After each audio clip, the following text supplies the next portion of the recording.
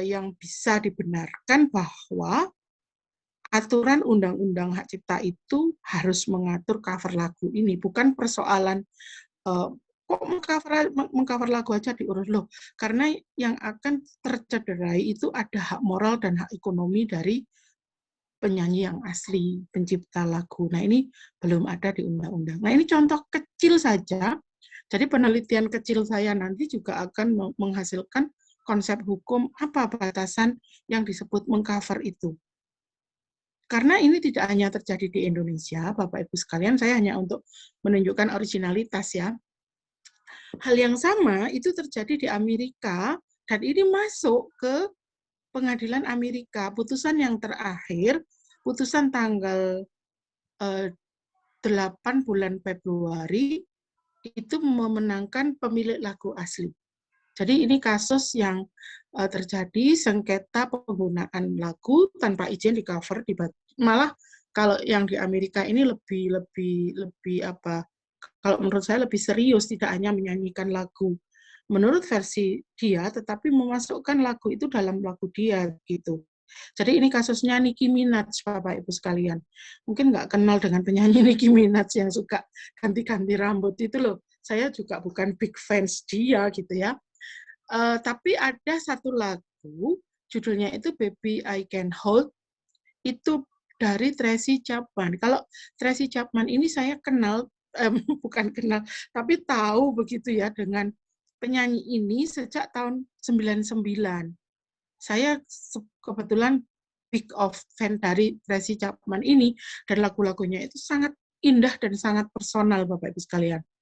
Saya benar-benar menyukai itu, dan ini pernah di cover, tidak menjadi masalah, di cover Westlife pernah, bahkan lagu Baby I Can Hold You itu di cover oleh Pavarotti juga pernah, tapi Nicki Minaj ini memasukkan lirik lagu ini ke dalam lagu dia yang judulnya itu Queen. Ini lagu persembahan untuk anaknya Nicki Minaj yang baru lahir. Nah, menurut saya itu menjadi nggak karuan gitu. Lagu itu bagus banget pada awalnya, begitu dijadikan digabung dengan rap, waduh sudah nggak karu-karuan gitu. Kemudian si Tracy ini mengajukan gugatan dan pengadilan Amerika pada tingkat pertama memenangkan Nicki Minaj berdasarkan doktrin fair use, penggunaan yang tidak merugikan katanya. Katanya awalnya lagu itu nggak akan dipakai gitu. Ternyata akhir-akhirnya ada bocoran gitu dari manajernya sehingga lagu itu tersiarkan. Nah, dari sini saya melihat ini ada konsep hukum baru yang perlu diperjelas gitu. Apa yang disebut dengan mengcover lagu? Batasannya apa? Nah, seperti itu loh Bapak Ibu sekalian, kira-kira yang originality itu tentu saja kalau mau dijadikan karya tulis yang lebih tinggi tingkatannya ya perlu waktu yang banyak gitu. Tapi untuk ini merupakan penelitian kecil saya tahun ini gitu. Ini bukan persoalan yang tidak mengganggu, bahkan ini sangat mengganggu karena ada juga ahli hukum yang bilang masa mau cover lagu aja izin kayaknya kayak apa saja loh, bukan persoalan itu.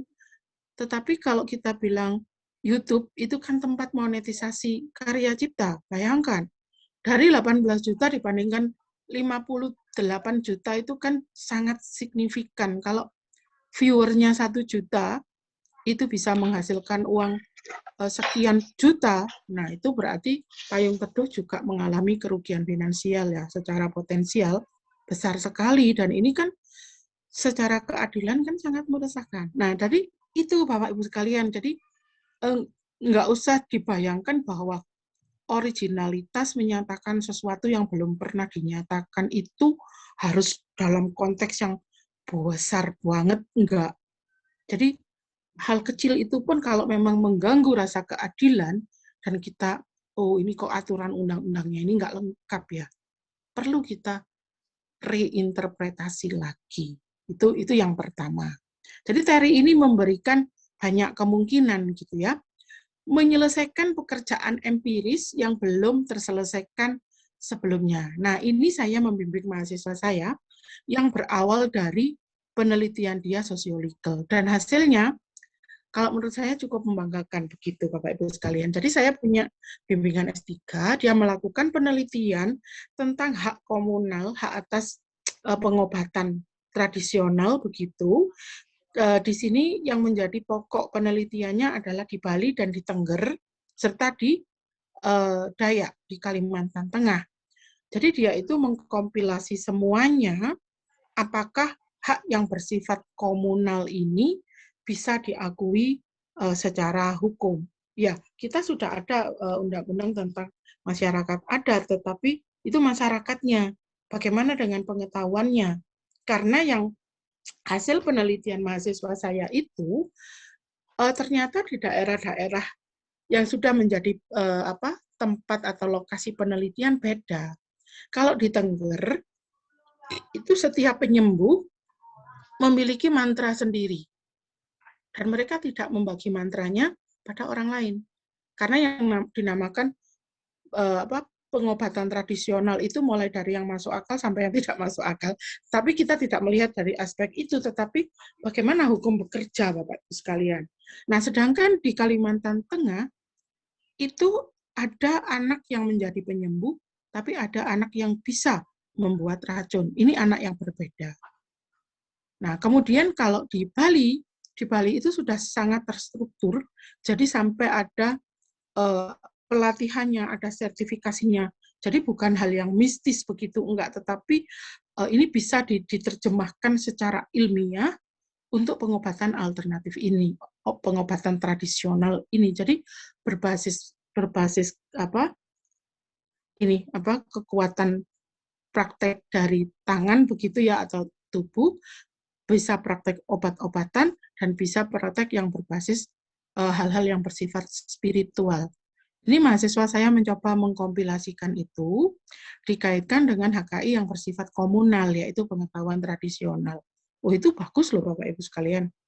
Jadi itu kan sepertinya sosiolegal, tetapi endingnya tetap akan menjadi kajian yang normatif, karena kita akan melihat dan menelusuri apakah aturan hukum di Indonesia itu sudah memberikan pengaturan yang cukup, yang adequate gitu, baik bagi penyembuh maupun bagi praktisi penyembuhnya. Kan tidak semuanya bisa disebut penyembuh begitu.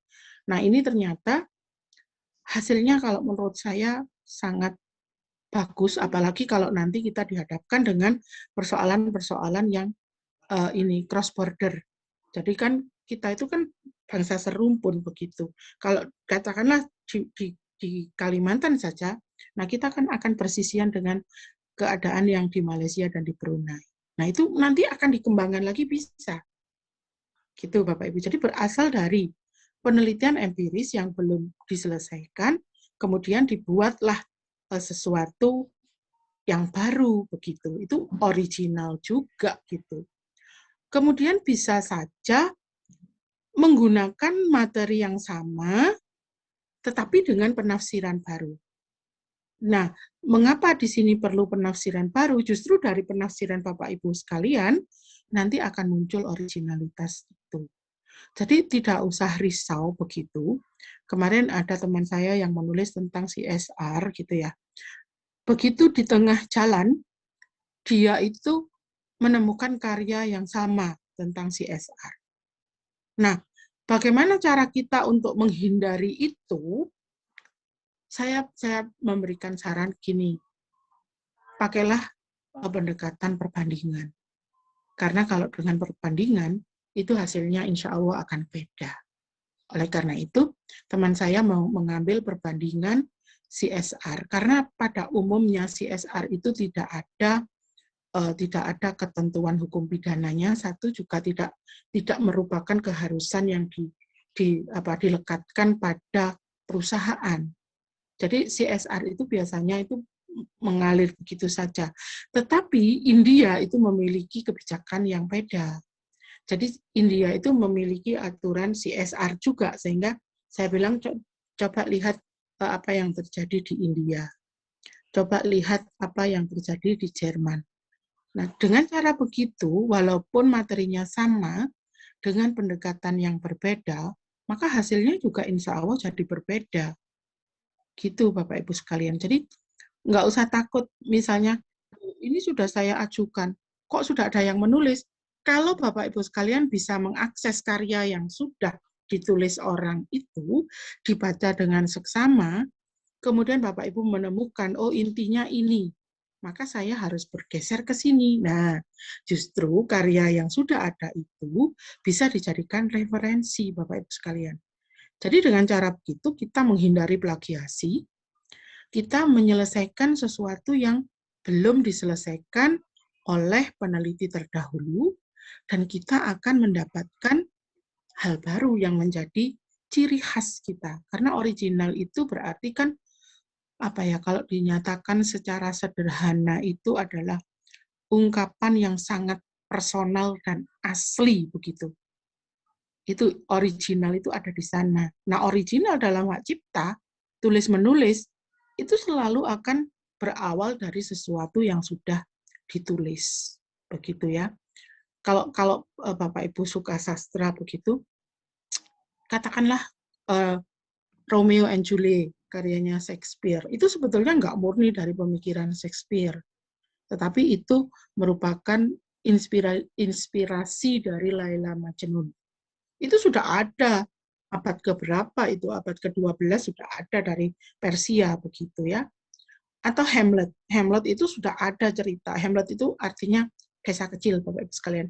Nah, itu sudah ada di Denmark, sudah ada orang yang menulis hal tentang itu, tentang apa itu konspirasi dan pengkhianatan di keluarga begitu.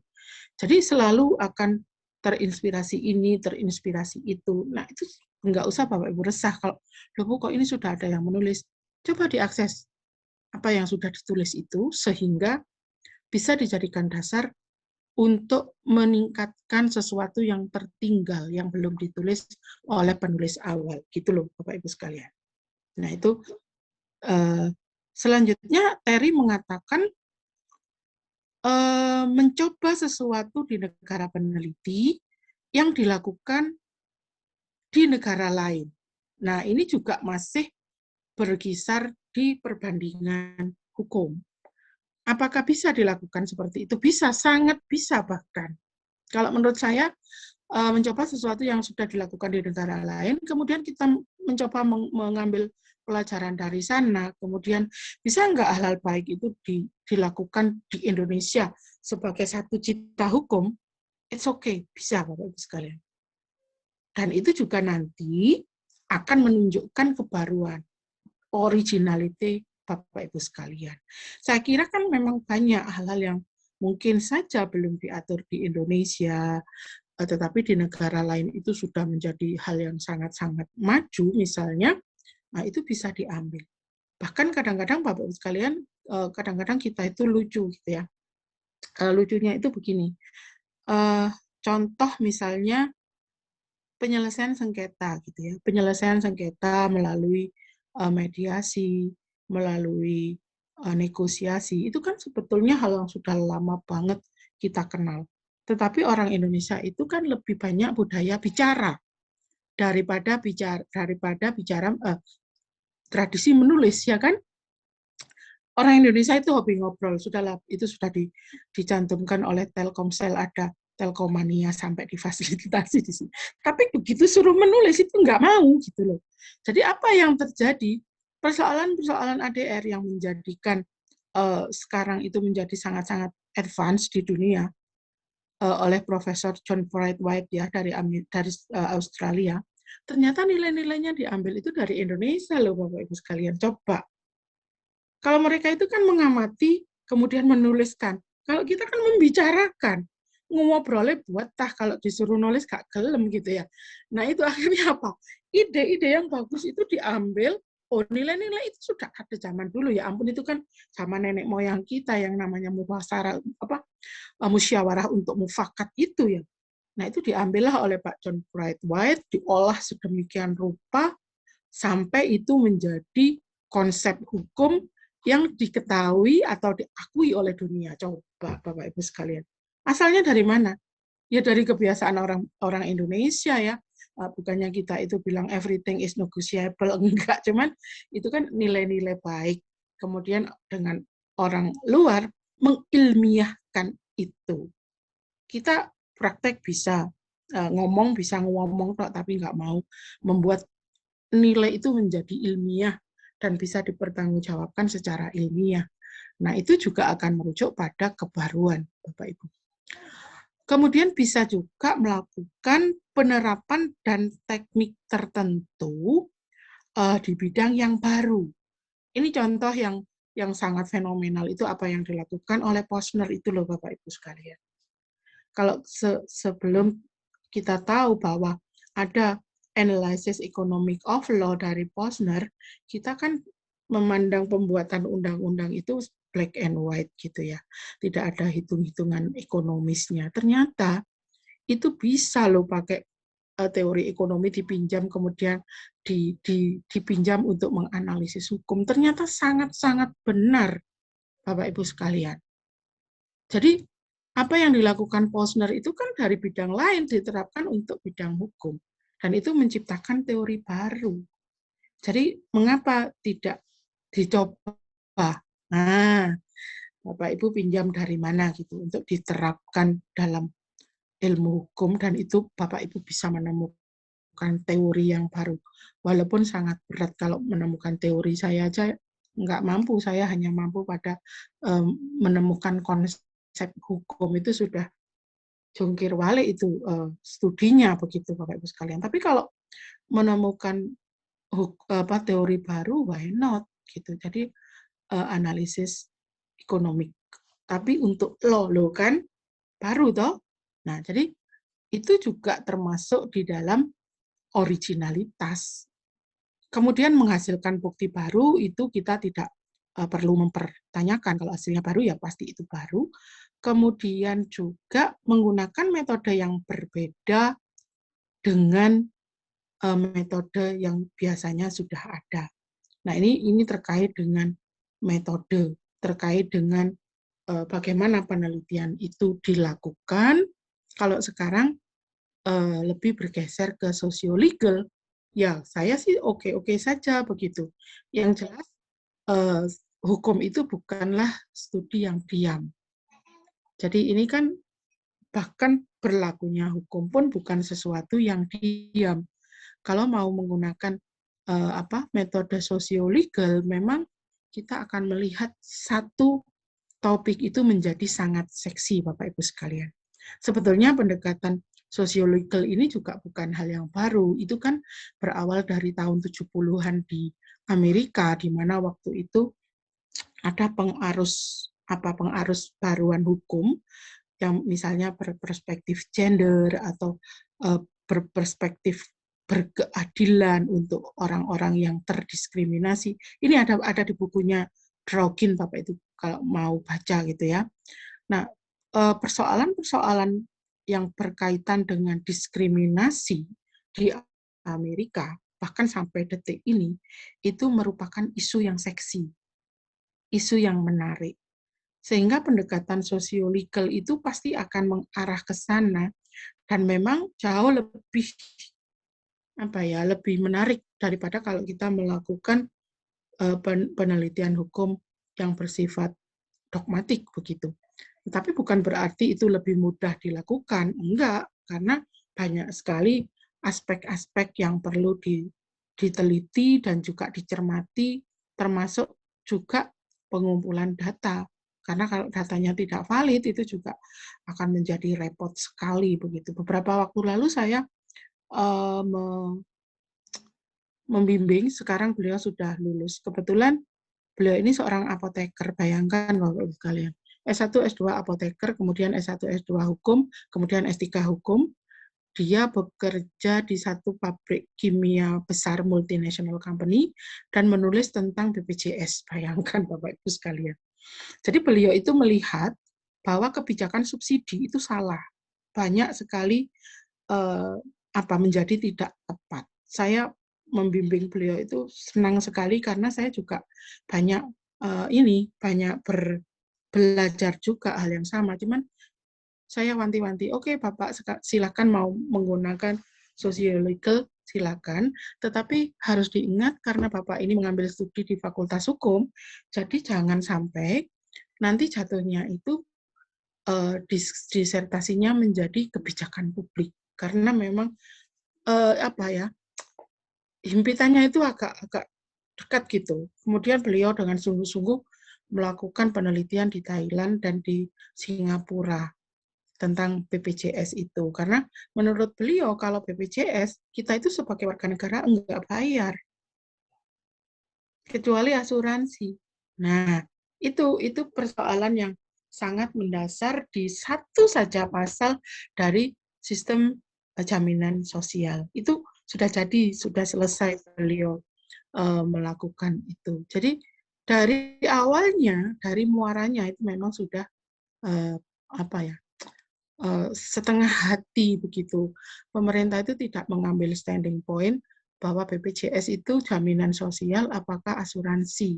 Kalau asuransi ya kita yang bayar, tapi kalau jaminan sosial itu berlaku untuk semua warga negara di semua tingkatan loh. Nah, itu yang perlu di-clearkan karena memang endingnya itu subsidi itu salah sasaran. Karena beliau banyak meneliti dan bergerak di BPJS, jadi dia sangat menguasai sekali persoalan-persoalan bahkan sampai tataran praktisnya. Nah, itu ada sesuatu yang baru di sana, Bapak Ibu sekalian. Walaupun melakukan penelitian sosiolegal, ternyata yang salah itu memang substansi hukumnya. Nah, begitu. Ini pengalaman saja. Kemudian juga mengambil gagasan orang lain dan menafsirkan kembali dengan cara yang berbeda. Ini Bapak Ibu sekalian kalau melihat ini silahkan mampir ke UIN. Karena di UIN itu banyak sekali disertasi yang membahas tentang ini, membahas pemikiran ini, membahas pemikiran ini, membahas pemikiran itu, dan itu menjadi hal yang biasa atau menjadi hal yang wajar gitu ya.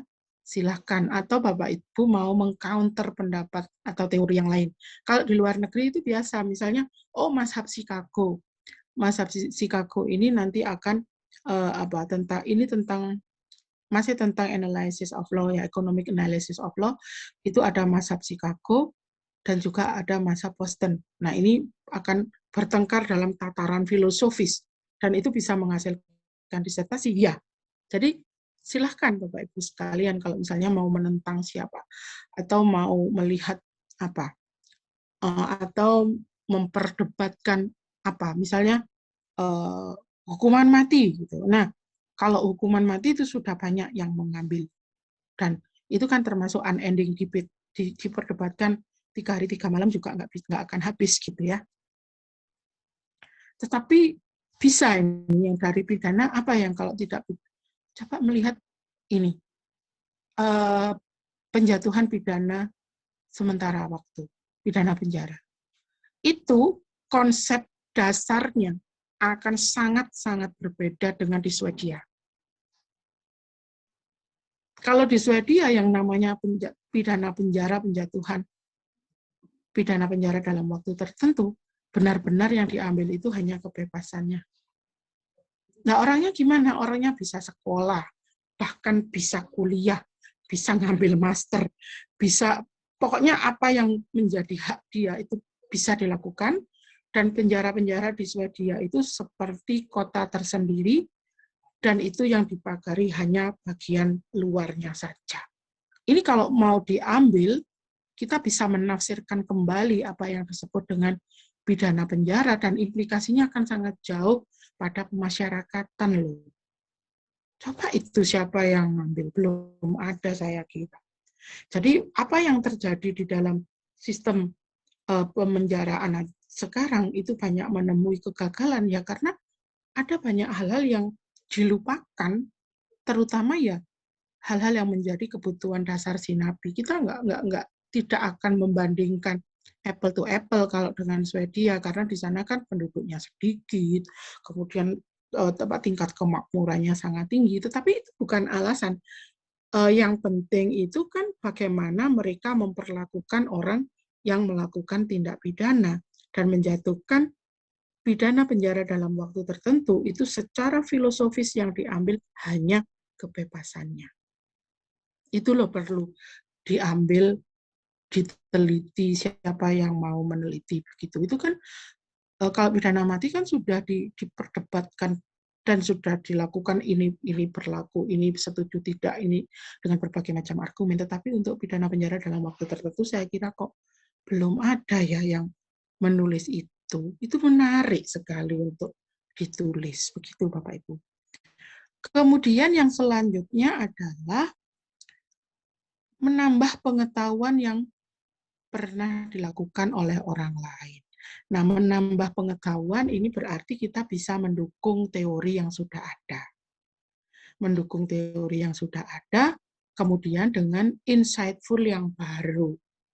Jadi kan kadang-kadang kalau kita melihat pada teori, contoh kecil aja, misalnya pemaknaan yurisdiksi. Nah, di dunia maya. Nah, itu kan contoh kecil ya. Bagaimana asas berlakunya hukum pidana itu bisa diberlakukan secara efektif jika itu tempat kejadiannya itu di dunia maya misalnya. Tentu saja kita tetap bisa menerapkan asas teritorialitas yang klasik begitu ya, tapi mungkin nggak diterapkan asas yang ekstrateritorialitas. Nah ini perlu dikaji ulang begitu, walaupun hal itu sudah kita ketahui gitu ya, sudah ada banyak yang menulis. Tapi bagaimana kalau misalnya tindak pidana itu bisa berlaku ekstra judisial begitu. Nah, ini menarik untuk dilakukan penelitian. Nah, yang lain adalah melakukan kajian yang mendalam, kemudian dikembangkan, dan kajian itu merupakan koreksi dari kajian yang sudah ada. Boleh nggak kita menyalahkan pendapat profesor? Ya boleh, Anda kan sudah S3. Nah, itu, tapi saya nggak anu loh ya. Kalau kualat itu ditanggung sendiri ya. Tapi kan secara ilmiah, kita kan ya boleh dong gitu ya. Walaupun kita tahu ya ada pasal 1 dan pasal 2 itu profesor tidak pernah salah. Jadi kalau profesor salah ya lihat pada pasal 1 begitu. Tapi secara keilmuan itu seharusnya kita berani untuk melakukan tentangan. Kalau memang itu salah, why not? Kita mendasarkan argumentasi kita itu pada hal-hal yang bersifat ilmiah dan itu bisa dibuktikan secara ilmiah. Nah, siapa tahu terus profesornya kita, oh ya kamu betul gitu ya. Loh kan berarti Anda sudah melampaui profesor gitu. Keren sekali kan gitu. Nah, yang terakhir itu menguraikan kata-kata kemudian menyusun kembali dengan cara yang berbeda. Jadi ini sebetulnya itu tingkat yang paling gampang sih kalau menguraikan kata-kata kemudian kita mewujudkan dengan cara yang berbeda. Oke. Jadi itu 13 hal yang menurut Mbak Terry Hutchinson, ini perempuan ya, Mbak Terry Hutchinson itu originality itu di sana. Jadi Bapak Ibu sekalian sekarang buka pikiran lebar-lebar bahwa originality itu ternyata juga bisa kecil, bisa menengah, bisa besar, tergantung pada lingkup calon penelitian Bapak Ibu sekalian. Silakan kalau ada yang ingin bertanya, kita buka diskusi dulu apa yang terjadi dengan disertasi Bapak Ibu sekalian. Kalau sudah tahu itu minggu depan kita akan bicara tentang isu hukum, nanti balik lagi ke halaman 9 gitu katanya Pak Bambang Sukiri dulu ya. Pak kenapa kok halaman 9? Soalnya halaman 9 itu perumusan masalah. Jadi itu nanti pasti akan menimbulkan pertentangan batin yang tajam. Intinya itu pasti Bapak Ibu mengukur gini.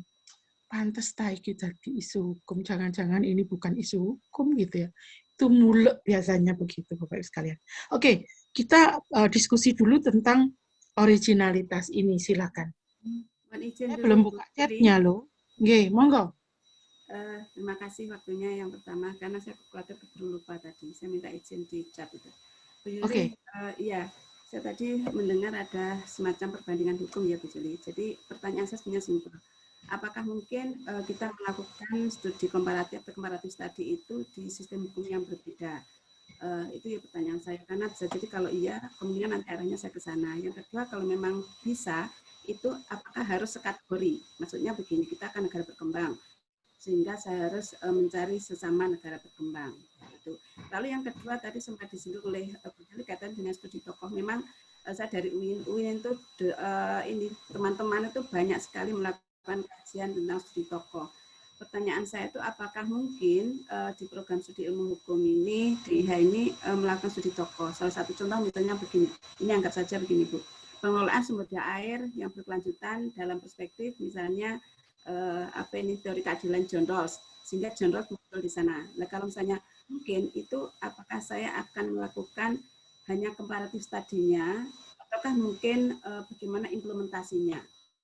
Karena ini menjadi catatan saya ada banyak setelah semester 1 itu ada kasih tugas filsafat hukum mengacu pada tokoh-tokoh yang bisa dijadikan sebagai apa ini landasan untuk pengembangan pemikiran kita di materi. Ya, terima kasih Bu Juli itu. Oke, saya jawab satu-satu.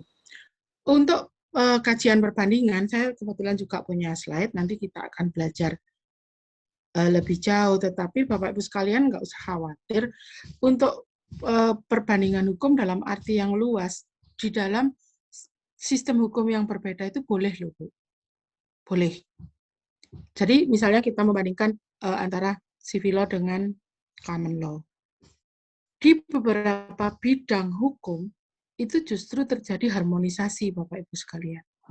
Jadi ada bagian-bagian dari common law diserap oleh sistem civil law, ada bagian-bagian dari sistem civil law diserap oleh common law. Seperti studi yang saya dalami itu HKI, itu banyak sekali harmonisasi yang kita lihat dan kita berlakukan juga. Jadi misalnya begini, kalau di dalam hak cipta itu ada yang di dalam konteks ini ya, konteks tradisi common law, itu ada yang disebut dengan doktrin Anton Pillar Order. Jadi doktrin ini menyatakan penggugat itu bisa meminta perintah dari pengadilan untuk masuk ke premis tergugat. Mengapa kok harus masuk ke premis tergugat? Ini untuk mencegah dihilangkannya barang bukti, dihentikannya kegiatan pelanggaran hak cipta itu. Ini kan dalam konteks hukum civil law kita nggak ada kan kayak gitu. Tetapi kalau Bapak Ibu sekalian membaca Undang-Undang Hak Cipta, itu ada yang namanya penetapan sementara. Nah, penetapan sementara ini pun itu berasal dari sistem common law yang namanya injunction. Injunction itu kan perintah pengadilan untuk melakukan atau tidak melakukan sesuatu pada saat kasus ini belum pada tataran pemeriksaan pengadilan. Jadi masih one parties begitu. Nah, ini kan secara tidak sadar kita itu sebetulnya sudah mengadopsi aturan-aturan dari sistem hukum yang berbeda. Bahkan di Indonesia juga dulu ada apa ya? Ada persoalan penetapan sementara itu gimana begitu kan? Apakah sebelum persidangan apa sesudah masuk dalam persidangan itu juga menjadi persoalan.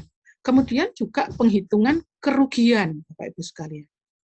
Kalau dulu yang dinamakan kerugian itu hanya real, jadi real kerugian yang dalam bentuk nyata. Tetapi di negara-negara common law itu ada yang disebut dengan account of profit, jadi kerugian potensial jika pelanggaran hukum itu tidak terjadi. Nah di sini jadi Ibu nggak usah khawatir gitu, apa boleh kalau misalnya sistem hukumnya berbeda. Kalau kita memandang perbandingan hukum secara meluas, itu boleh. Ya. Kemudian apakah dalam konteks sama atau selevel? Artinya negara-negara berkembang dengan negara berkembang, negara maju dengan negara maju. Saya kira tidak.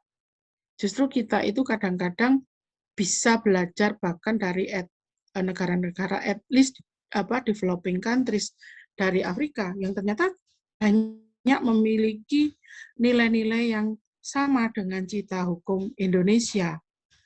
Tapi kalau misalnya mau melihat pada tataran negara yang maju, itu tentu saja yang kita lihat adalah lesson learn-nya. Tentu tidak bisa kita membandingkan, harus kan apple to apple, nggak apple to orange, begitu. Kemudian apakah kita bisa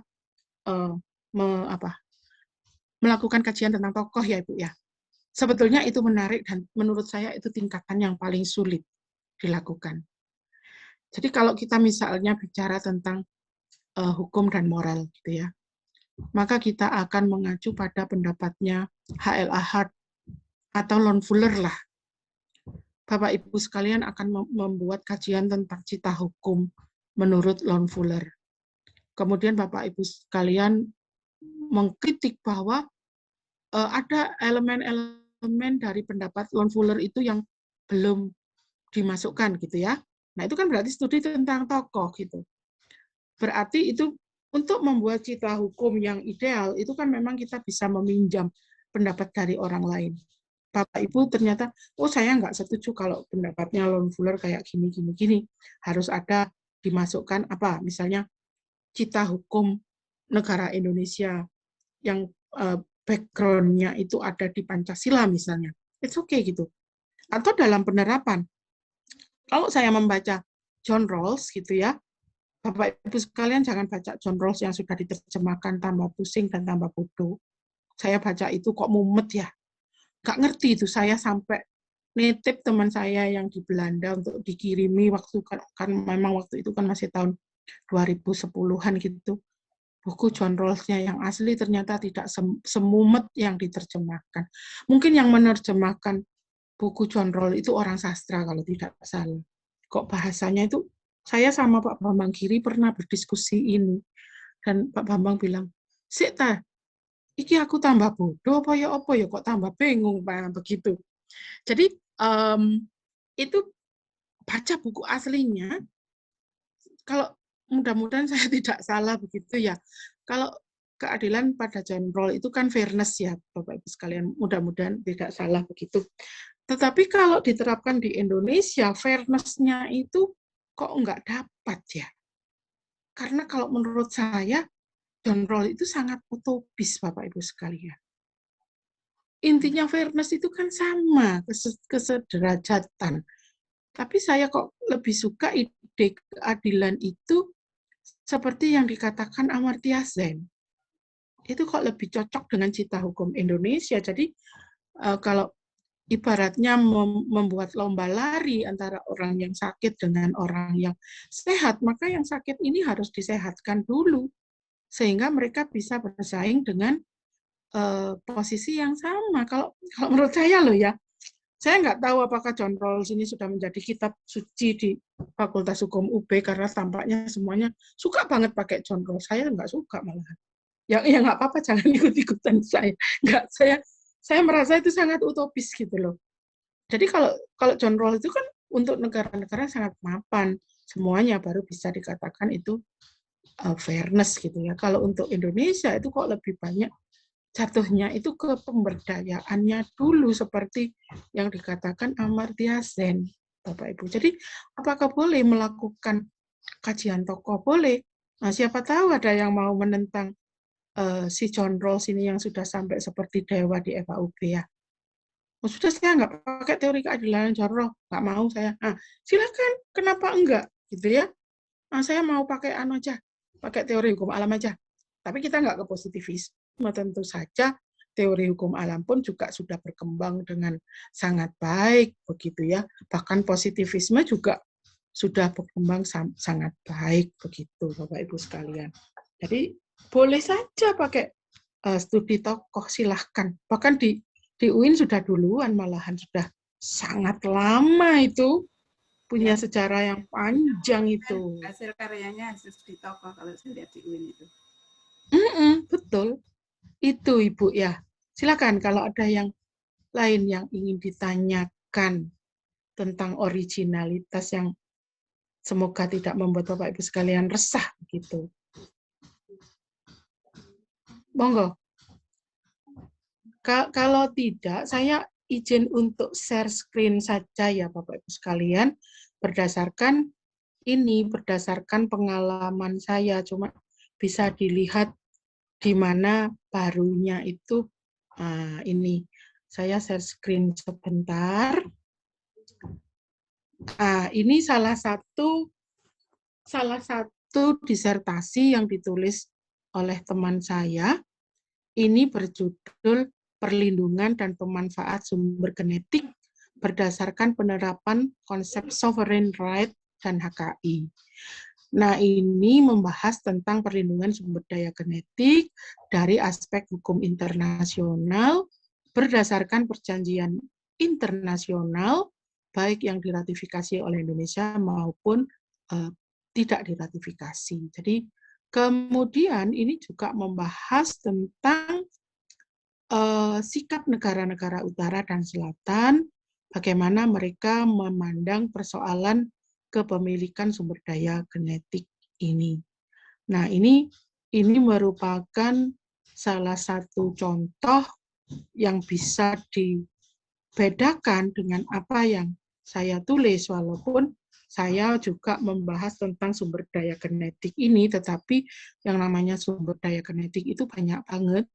Di disertasi saya batasi sumber daya genetik ini yang terkait dengan pertanian. Nah, kalau ini kan secara umum.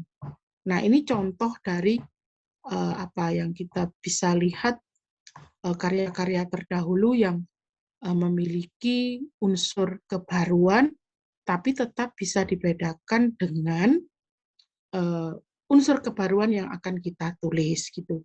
Kalau ini Mas Chandra ini menulis tentang politik hukum Bapak Ibu sekalian. Jadi ini lebih ke HKI dalam semua bidang. Artinya dia melihat dari perspektif teori negara hukum, teori politik hukum, teori pembangunan nasional, teori harmonisasi hukum. Kemudian dia membuat sintesa bagaimana keberlakuan teori-teori ini dalam konteks di Indonesia. Nah, jadi di sini dikaitkan dengan aspek filosofis, yuridis, dan sosiologis. Ini berarti dia melihat implikasi yuridis apa yang telah dilakukan Indonesia setelah menandatangani atau meratifikasi perjanjian WTO itu. Makanya di sini judulnya adalah Politik HKI Indonesia, kritik terhadap WTO Agreement. Lah boleh kok melakukan kritik, why not? Kalau ternyata Indonesia itu salah langkah seperti yang saya katakan, saya juga melakukan kritik untuk konvensi UPOV yang tidak pernah diratifikasi tetapi dijadikan model law. Nah, ini boleh Bapak Ibu sekalian. Bisa dipahami ini sisi lain bagaimana cara kita menunjukkan originalitas itu. Nah, ini kalau ini Martin Girsberger ini teman saya yang ada di Swiss, dia menulis Biodiversity and the Concept of Farmer Rights in International Law, Factual Background and Legal Analysis. Ini dia menulis tentang penelitian yang mendalam tentang biodiversity dengan hak petani dalam hukum internasional.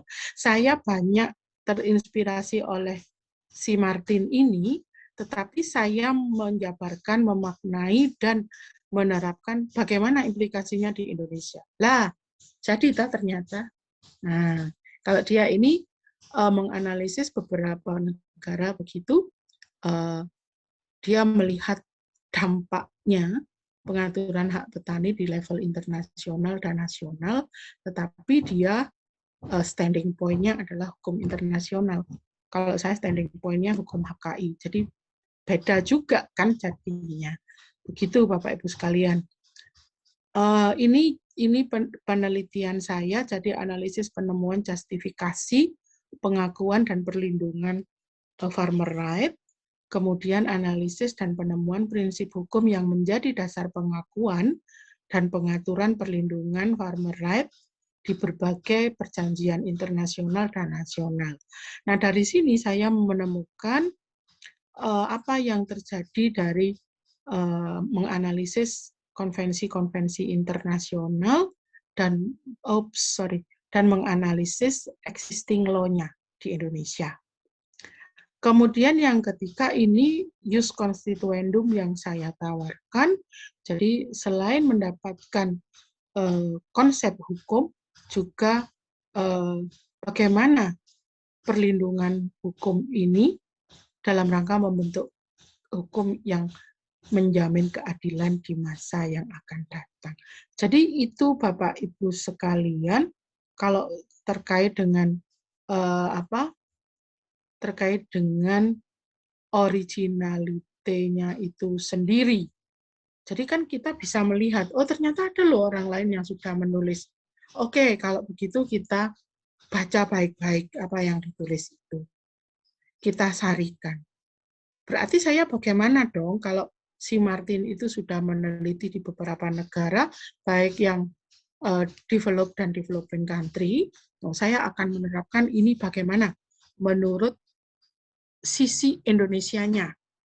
Jadi sisi keindonesiaannya masuk di sana, karena saya melihat semua existing law yang ada di Indonesia sampai saat ini tidak ada yang menyebut-nyebut hak petani, tidak ada yang mengatur tentang hak petani.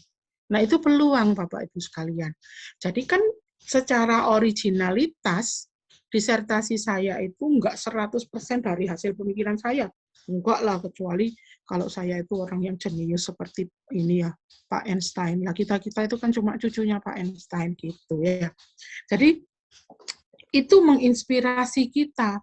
Tetapi walaupun, dan itu kan sudah ditulis orang kan, tetapi saya bisa menuliskan dengan cara yang berbeda, dengan justifikasi yang berbeda, dengan nuansa keindonesiaan yang itu tentu berbeda. Jadi Bapak Ibu sekalian nggak usah khawatir gitu, nanti kalau ini sudah ditulis orang gimana. Ambil saja yang sudah ditulis orang itu, pelajari. Kemudian dari sana kita akan tahu apa yang belum dilakukan. Nah itulah yang kita lakukan. Itu Bapak Ibu. Jadi sudah clear, nggak usah takut dengan originalitas ya. Oke, apakah ada yang ingin ditanyakan dulu atau mau sharing Bu, kira-kira disertasi saya itu kok begini ya. Silahkan, monggo. Kalau Bu Jundi saya boleh tahu SDA-nya air ya, tentang air ya? Iya, betul Ibu. Saya dari S1. Itu pakai kajiannya Posner, bagus banget Bu. Iya, tadi maksudnya Coba dipelajari itu. Kalau misalnya saya mencatat nama tokoh di dalam sebuah judul itu boleh nggak Bu? Oh nggak usah dicantumkan. Nama judulnya nggak usah dicantum. Kalau saya lihat di UIN itu tokohnya misalnya. Oh iya. Itu makanya tadi pertanyaan paham. Karena kan UIN itu bukan di tokohnya dan pemikiran tokohnya. Nah, betul. Kalau Ibu kan meminjam pemikiran tokoh untuk dilihat bagaimana sih efeknya, dampaknya, implementasinya pada Indonesia begitu. Kalau saya kira karena sumber daya air itu juga mengalami perkembangan yang pesat, ya dulunya kan dianggap sebagai barang yang barang bebas, sekarang kan tidak barang bebas lagi air itu. Ya. Itu sebetulnya kan belum ada orang yang merekonstruksi hukum menafsirkan secara ekstensif bahwa air bisa menjadi objek pencurian, belum ada loh. Yang kita kenal itu eres pohon, eres listrik, eres gas itu kan. Kenapa tidak ada seorang pun yang memikirkan bahwa air itu bisa menjadi barang yang bisa menjadi objek pencurian gitu ya. Belum ada itu. Dan itu dimensi pengaturannya akan sangat menarik untuk dilihat karena melibatkan berbagai institusi, Bu. Bagus itu pakai analisisnya Posner. Iya, terima kasih, Bu. Oke. Adakah yang ingin ditanyakan? Silahkan Bapak Ibu sekalian, ini terkait originalitas. Saya kira tidak perlu takut gitu ya. Silahkan.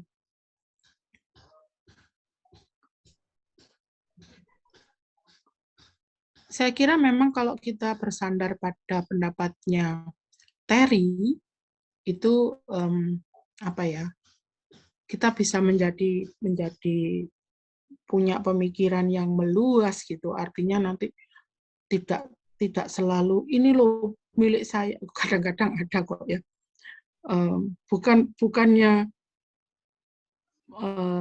memang benar pengalaman bahwa S3 itu harus menurunkan ego gitu ya.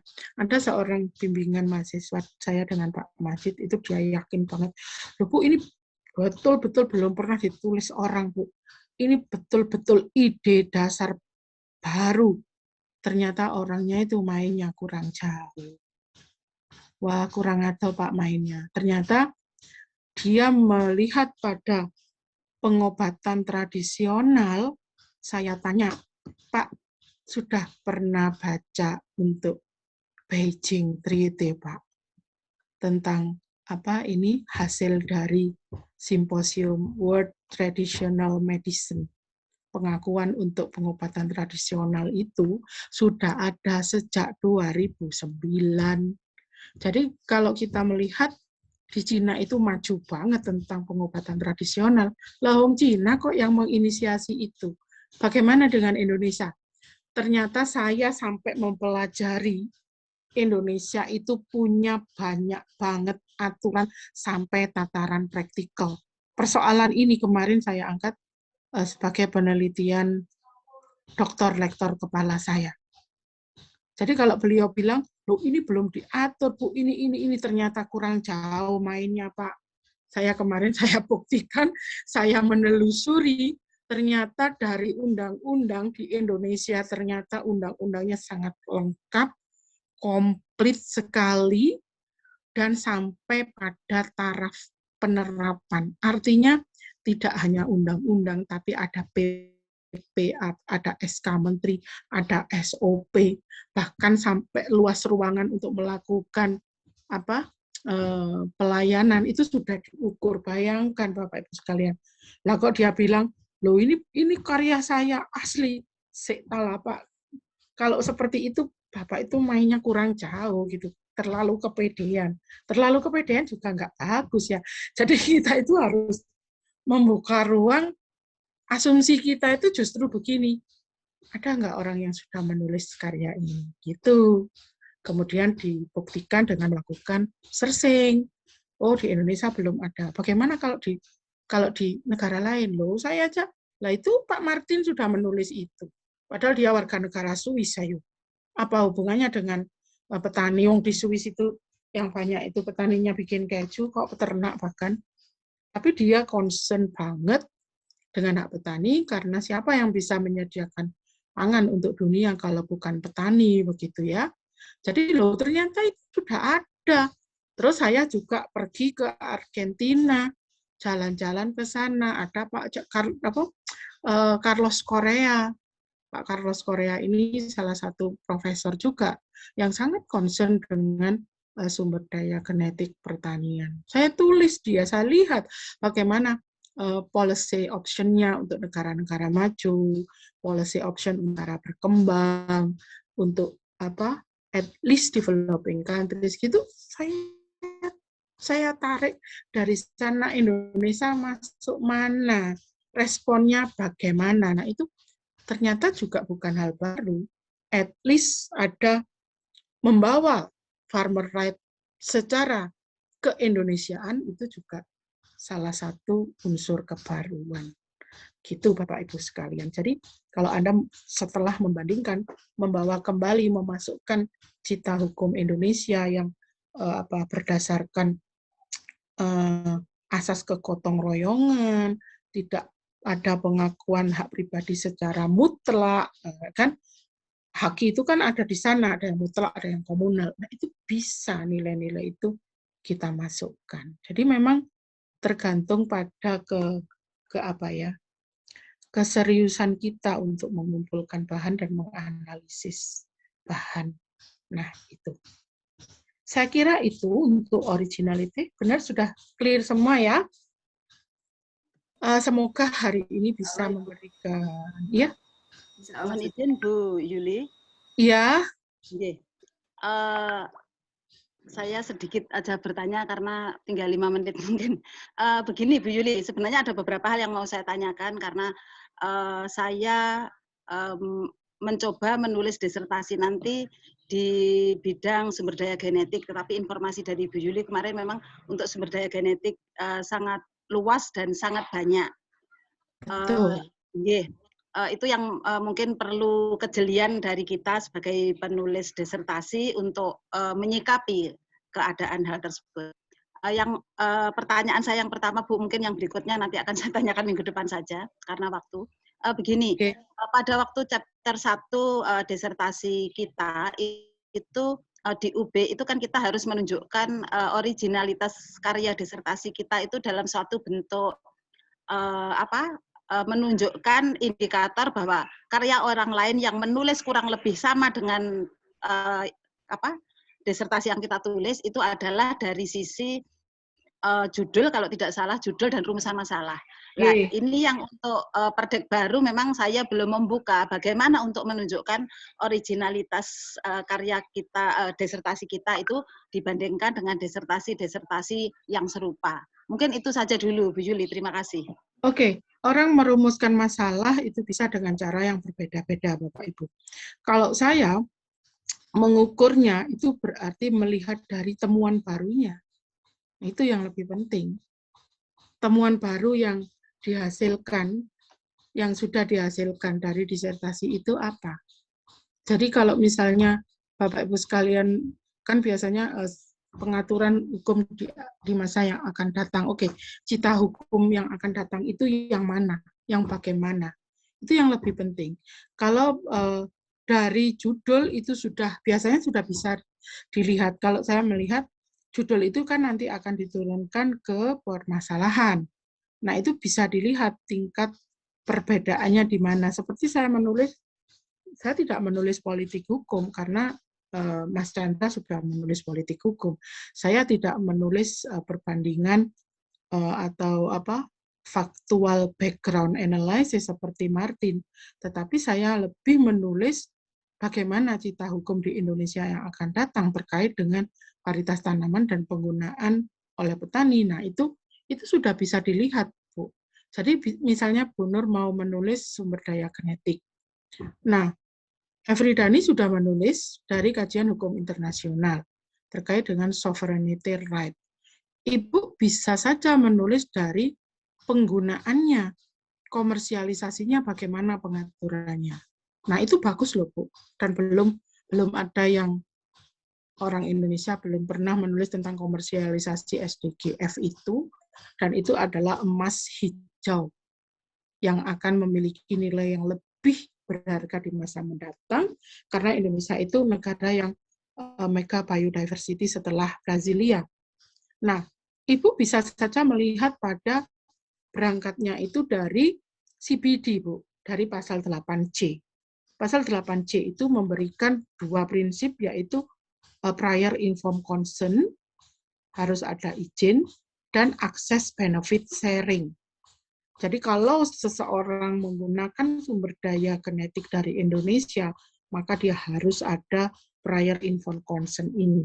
Nah, itu secara teoritis, prior informed consent ini bisa dikaji secara mendalam sekali, karena respon negara-negara yang lain itu beda-beda.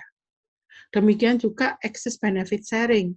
Jadi untuk aksesnya dan untuk pembagian keuntungan, siapa yang mendapatkan keuntungan, dalam bentuk apa keuntungan itu harus diberikan, itu masih membuka peluang untuk dikaji. Jadi Ibu bisa berawal pada STDGF yang umum, tetapi kajiannya lebih ke penerapan dua prinsip itu boleh. Karena yang sovereignty right kan sudah dibahas.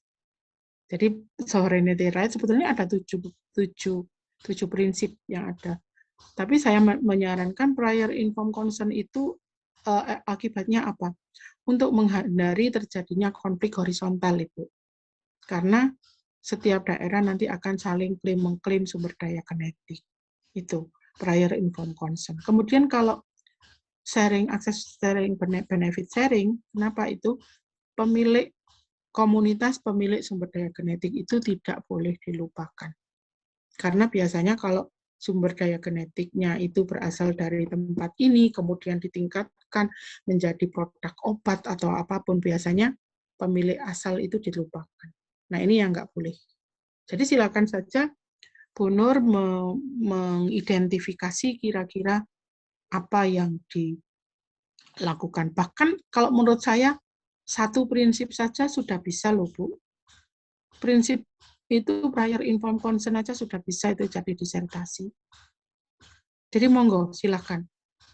Nggak usah terlalu gede, saya pokoknya akan membahas tentang apa asas keadilan. Nanti keadilan yang mana itu terlalu gede.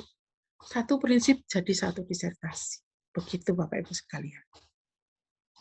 Ada yang ingin ditanyakan lagi? Cuma saya sudah melampaui 6 menit. Dimarahi. Bu Yuli, mohon izin karena tentang SDG ini mungkin banyak sekali info-info yang terkait dengan itu. Saya mohon izin akses komunikasi dengan panjenengan nggih, Bu Yuli. Monggo Bu, monggo. Karena saya juga mau mendalami itu juga untuk disertasi saya. Monggo. Nggih, terima kasih Bu. Oke, Bapak Ibu sekalian, sesi hari ini originality saya akhiri. Minggu depan kita akan melihat isu hukum. Nah, itu. Jadi bagaimana caranya mencari isu hukum, bukan mencari, menetapkan isu hukum. Oke? Terima kasih atas kesabarannya. Saya pamit dulu. Wassalamualaikum warahmatullahi wabarakatuh. Selamat pagi. Sampai ketemu nanti. Saya izin di. Waalaikumsalam warahmatullahi wabarakatuh. Waalaikumsalam.